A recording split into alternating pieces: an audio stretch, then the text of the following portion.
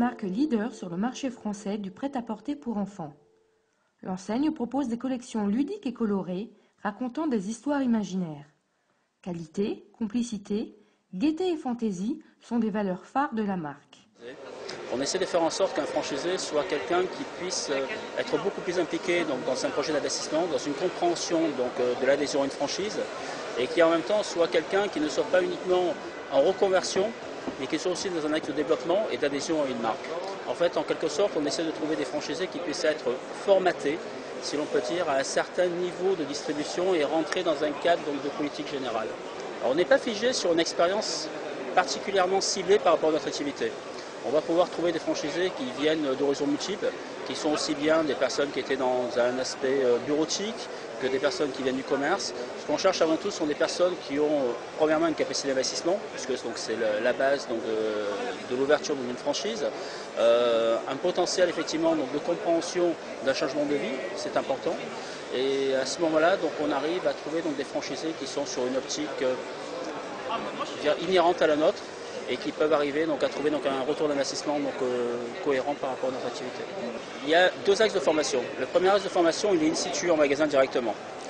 On va avoir, avant même la formation, on va avoir une validation du profil. C'est-à-dire qu'on va tourner avec le futur prospect sur nos magasins, sur sa région, et on va essayer de voir si cette personne est susceptible d'avoir une accroche réelle par rapport à notre activité.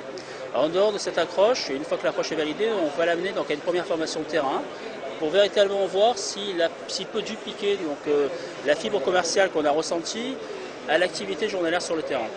Dans un deuxième temps, au bout de 10 jours, on va intégrer cette personne dans notre siège et la formation va passer sur un aspect un petit peu plus administratif, financier, gestion, logistique, pour pouvoir valider l'ensemble des compétences et après pouvoir le mettre en pleine prise avec son magasin et pouvoir l'accompagner sur un complément d'information beaucoup plus important. Point de vue d'assistance, on a deux types d'animation. Alors bien évidemment, depuis l'ouverture, on a l'animation classique, c'est-à-dire que des personnes vont être capables de pouvoir nous contacter en permanence. Généralement d'ailleurs, c'est pas tellement ce qu'ils font, donc on rentre nous-mêmes en contact. Le franchisé qui reste un commerçant indépendant a vocation à prendre son indépendance trop rapidement. Donc c'est à nous de lui rappeler qu'il n'est pas encore complètement mature, qu'il faut encore qu'il progresse.